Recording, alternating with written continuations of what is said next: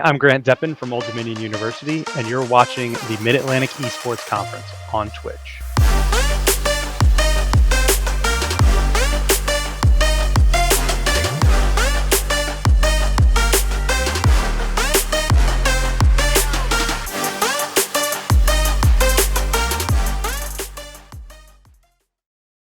Hello and welcome. I am your host, Rhea Sylvia, and I am here with Grant Deppen from Old Dominion University.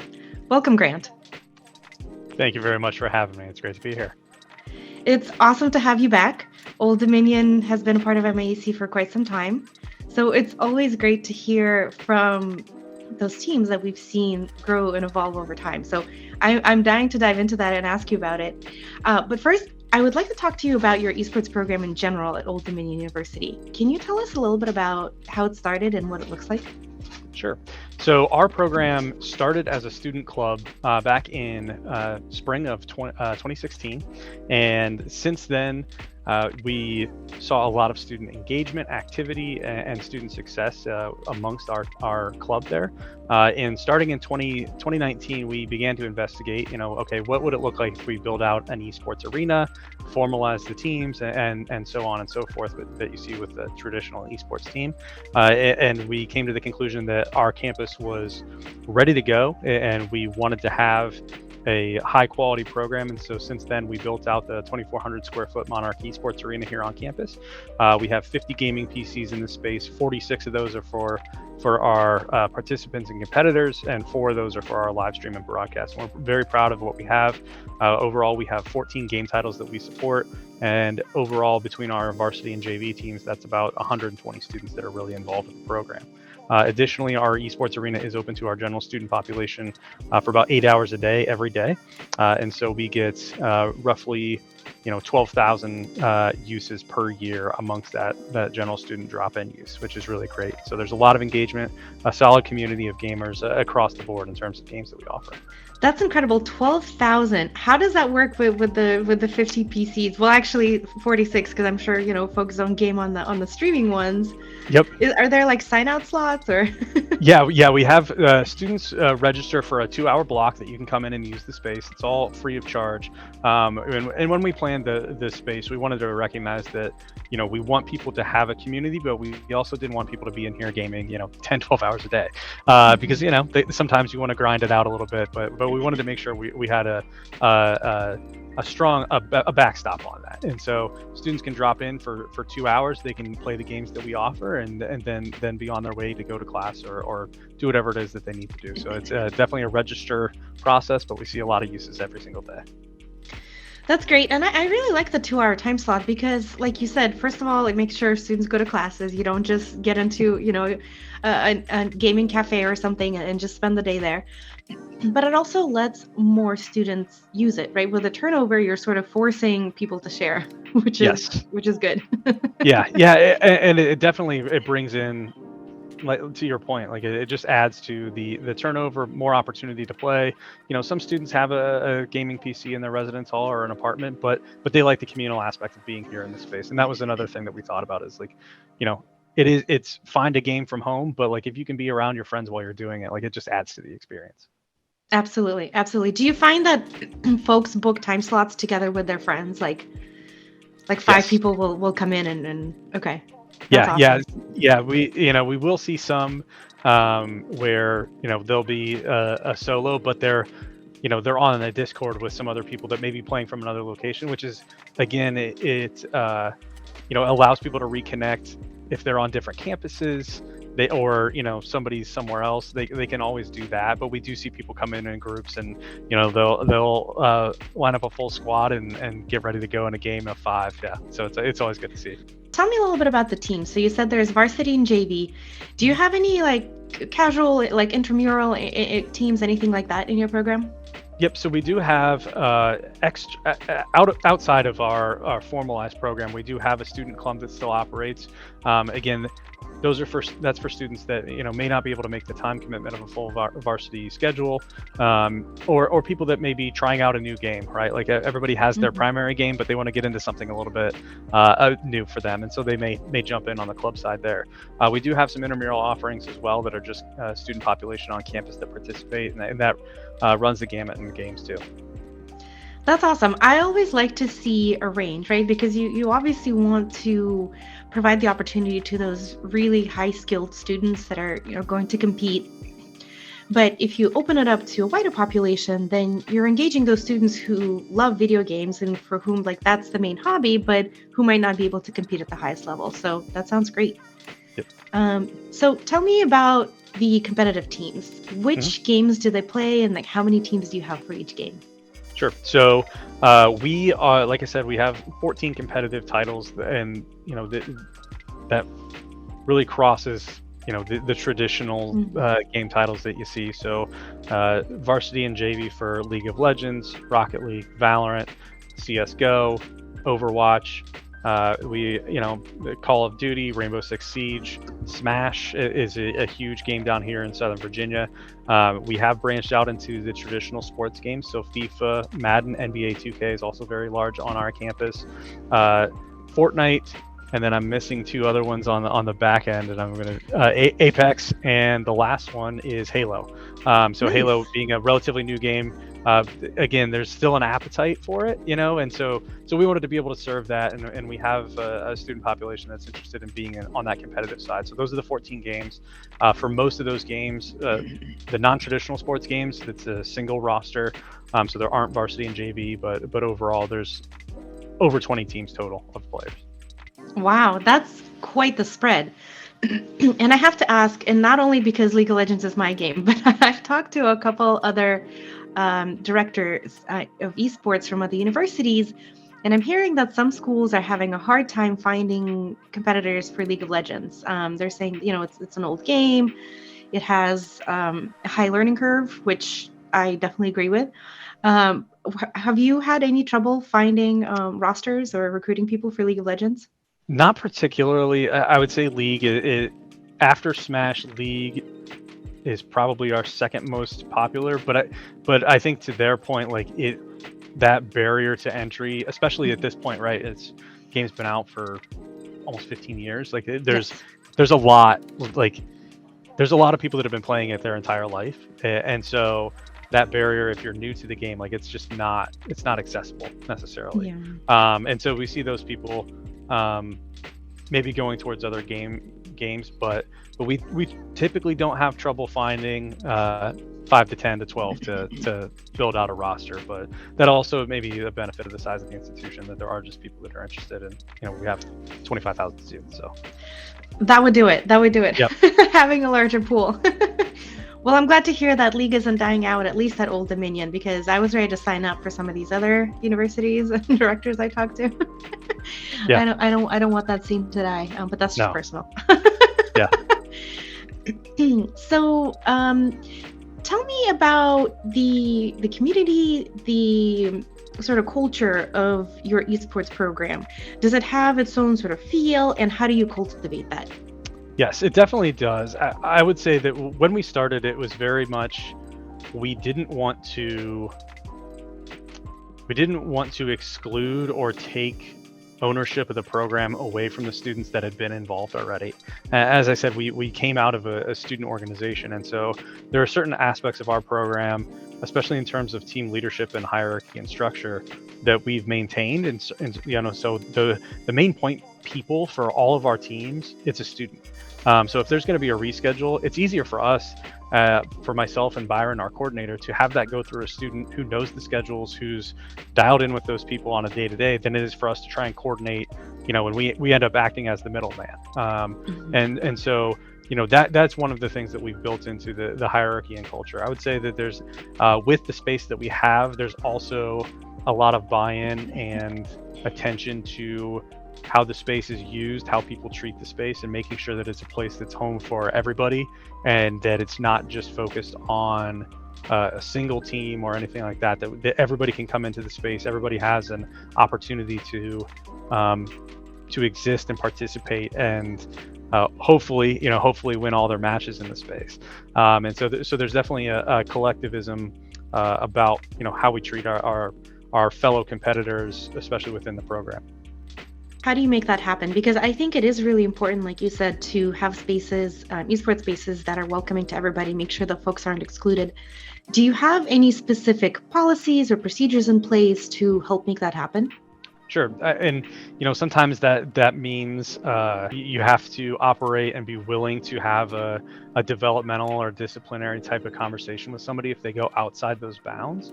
But that's kind of the expectation. Is we set the standard for what's acceptable, what is appropriate in the space. Myself, Byron, the people that have been around the program for a little while, and so we set that expectation by acting it out, putting people in positions. If it's our students that are managing the space, letting them know that they have the authority. If somebody steps out of line, and they're being disrespectful to somebody else, to the space, whatever it is, that they have the authority to remove that person or to have a corrective conversation there. And it really starts with that, and it really just is about that willingness to step in and make sure that everybody feels comfortable. And occasionally that means you have to meet with different groups of people to say, hey, like, what can we do better to serve you in our space? Where are we successful? Where are we potentially deficient? And then again, growing to be better is ultimately that mindset that we have to have there. Absolutely, I totally agree with you. And I like what you mentioned in terms of meeting with those groups that maybe have been traditionally excluded, to ask them, how can you as organizers be better about including them? So esports has been, notoriously not very diverse, especially not particularly welcoming to women. So can you tell us about some of these meetings or outreach opportunities that you do, or any kind of policies, really anything around trying to increase diversity and inclusion in your esports program? Sure. And so, I would say that ODU, within the spectrum of higher education, you have predominantly white institutions, minority serving institutions, and historically black colleges and universities. And so that's kind of how things are tiered out. And ODU happens to be a minority serving institution. So there is a lot of ethnic and racial diversity on our campus just naturally because of the student population that we have. And so that those people are in our space and participating in our programs at what I would say is a relatively representative population to our traditional student population, or to our entire student population, rather. And that includes age as well. ODU, the average undergrad is like 24 here. So we do get non-traditional students in terms of age that are participating as well. When it comes to the inclusion of women or femme identifying people, we do have a Game Hers chapter here that is run and operated by some of our women here that participate in our program, are involved. They are involved in a little bit of everything. They do some of the production, broadcast, social media pieces for us, and so they're employees, but they're also passionate gamers. And so having a chapter and a space available for them, it was a priority for us, because like you mentioned, it is women are underrepresented groups, especially within gaming. And so prioritizing that has been, I would say, a strong suit for us. Let's talk a little bit specifically about the MAC. Tell us how many teams you have competing and in what games. Sure. So we have 4 teams competing right now within the MAEC. So we have our League of Legends squad, Valorant, so those Riot titles, we're big into those here at ODU. Then we also have Rocket League and Overwatch that are participating as well. We're excited about where they are. Every team in a different academic year, they come in at maybe different spots, different skill levels. People have graduated, maybe somebody transferred out, that, and the other. And for us, we're really looking for progress amongst our teams. Be better tomorrow than you are today. And so we've seen that with all 4 of those squads, and so we're really happy with it. And over the course of the fall, they've definitely grown and gotten more comfortable with each other. And I think we'll see that in the winter games, but then also into the spring semester as well. How do you ensure or assist with the continuity and the progress? Because like you said, if folks graduate or they transfer, it sounds like there's quite a bit of turnover on some of the teams. How do you help that progress occur with so much turnover? Sure. So I would say that naturally, because we have the space that we have, and with the varsity and junior varsity teams, it's a little bit more natural that people from the junior varsity team, they know the folks that they're playing with, or that they may, if they're going to move up to a varsity squad, they know them. They've probably scrimmed with them. They've subbed in maybe. So they have that experience. And so there's the association or the separation between the two teams is not so stark that it isn't simple to jump on if you need to. When it comes to, most of our rosters will be relatively static from the beginning of fall semester through the spring. But when we do have those additions, again, because they know each other, they've played at some point together, whether that was in the tryouts in fall and spring semester or wherever, it's much more organic and a little bit easier for them to cycle in. That makes sense. Okay, so not as much turnover as maybe I was thinking. Yeah. We're not in between the years. Yeah. That makes sense. What do tryouts look like? How is that set up? It really depends on the game title, and so and also the number of people that are trying out. So for Rocket League this year, we were able to run some pretty direct inter squads and have people competing against each other just to balance out the team. Okay, who's going to be our top level 3 or 4, and who's going to fall into the JV squad. Whereas other game titles, Valorant was a rather large undertaking for tryouts this year. We had, I want to say 30 folks try out for the Valorant team. And we a lot of interest for that game. Yes. and so, we really start by tiering them out and saying, okay, what's your skill? Like, what's your base level rank? And, if you've solo queued and you have a high rank, like that's probably telling us some positive things, but maybe if you've solo queued and you have a lower rank, like there's obvious progression that can be made there. And so being thoughtful of that, we may set a baseline skill rank, depending on the number of people, and say, okay, for the top level varsity team, you have to be Ascendant or Immortal to play, or potentially below that for the JV, and really work those people in and out.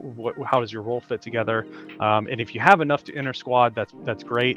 But if not, you're looking for scrims and checking out that video and seeing who's communicating best and all those types of intangible things that you see in gaming that are maybe less thought about. But it really depends on the game title and the number of people that we're trying out.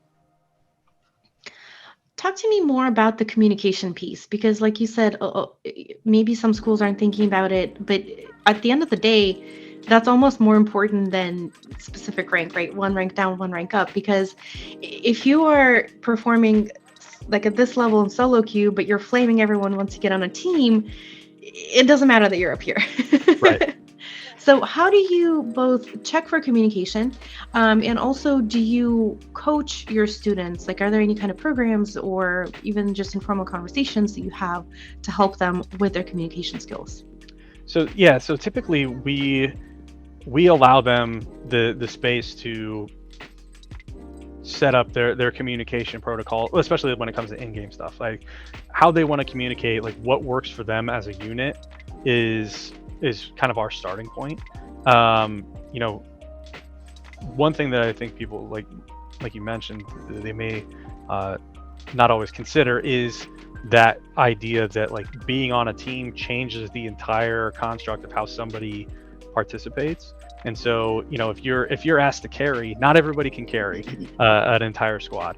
But if you're able to fit into a specific role really, really well, your overall rank may not matter. And that may be about communication, that may be game knowledge and understanding. So there's all these other extra pieces that fit into the quality of a team that you're not going to see if you're not diving into it. As far as coaching for communication, though, we don't necessarily coach too much, but we do want to make sure that we have somebody that's going to be that in-game leader, that's somebody that's making call-outs, especially if we're talking like an FPS game. But really trying to avoid over talk or multiple people having clashing ideas or concerns, trying to speak all at once and making it kind of a mess. But that would be typically what we do. So Grant, tell us, what are you looking forward to next with your esports program in general? Are there a specific, maybe projects or goals, maybe, hey, we want to double the size of our arena? What's sort of the future of the Old Dominion esports program? I think for us, right now we're in a position where we are a large institution. We have a lot of support from our administration. I think getting to the position where we can offer scholarship and academic support to our players, depending on what that looks like, that's our next big step for me. I think our space, I don't think we've outgrown it yet, but there are, I think, some concerns there. I would like also to have a potential space where we can have spectators at the university, because right now our arena, as we call it, is not built for lands with spectators. It's built with land. It's built for lands, but not with any kind of spectating going on. And so, so that would be the next two. And I think for everybody, it's always looking to how can we further solidify, how can we progress as a program, how can we find that next big thing that nobody else is doing that's going to benefit our players. And to me, I think there's also some components because we're housed within recreation and wellness. There's some other pieces that I've considered and I'm looking at about player health and wellness, not just physical, mental health. We've joked about with our outdoor adventure program, having an activity called Touch Some Grass. So it's just gamers going into the outdoors. And luckily the two folks that lead that program are also gamers themselves. And so there's a lot there that I think we can get into that is player and student benefit that's a little bit different. And so that's really where we're looking to go. Can you tell me more about the Touch the Grass program? So we haven't fully fleshed it out yet, but it may be our outdoor adventure center taking our maybe a single team or a JV and a varsity going on a day hike. We have a lot of great local and regional options in terms of the outdoors here, or maybe if they're really into it, going to teach them to surf or camping trip, like a one-night camping trip, that type of thing. And we have those resources institutionally, and it would be very easy for us to be able to execute. And so just that type of thing, it's a value added to our students. They get to have an experience that it's not just them in the arena with their teammates, it's across the program, and they're doing something different. And so that's really what I like about it, is it's more of a social component, get them to relax, get away from the grind of the game, and just enjoy each other's company. I love it. I think it's so important because I think part of why gaming is so toxic is that it's anonymous, right? Everything's online. Yes. So even if you know your teammate, but you never really talk to them except in game, then you don't really know them. You don't talk to them. That's it. So taking them out, from behind the screen and taking them somewhere where they have to interact with each other in person, I think is going to go a long way, not just like you said, for their physical and mental health, but also for their communication skills and who they are as people. Yeah. And I would say that's ultimately a benefit of the arena as well. I think that that anonymity online is a problem anywhere, and especially in gaming. And it doesn't matter if it's a random public lobby that you're in, or if it's actually a competitive game. Like, people feel they feel that they can hide and they can say and do things that are not appropriate, not acceptable. And so bringing them to a common space, like, that's already one step in reducing the feeling that that's acceptable, which it's not. But then again, taking people out, especially if they're on the same team, like it just adds to their comfort with each other and that social interaction that we like. Absolutely. I have to say, though, when you first said touch the grass, I really imagined like a very mini session, like at lunch for 15 minutes, they have to go outside. Just take their shoes off and walk around on the grass, just to feel what it's like. Yeah, breathe fresh air, look at the sun. It's all very important. Yeah, because those arenas are very dark. Yes, yeah, ours is a little bit shady. Yeah. Yeah, I mean, I can see is that it behind you? I see all the LEDs, but no windows, right? I think there are 2 windows, and they're about 18 inches wide, and but they have a shade over them most of the time. Right, because you don't want the glare. Exactly. Makes sense. All right, Grant. Well, thank you so much for coming here today. This has just been absolutely lovely conversation. We do have a couple minutes, so do you have any parting words for your teams that are competing in the MAC as we speak? Absolutely. Well, first of all, thank you for having me. I appreciate the opportunity to be on and chat with you about esports and what we're doing here at ODU. Best of luck to our teams. I know you all have put in a lot of effort over the course of the semester, and we're looking forward to bringing home some hardware, hopefully, and we'll be seeing you. Awesome. Thank you so much, Grant. Yep. Thank you.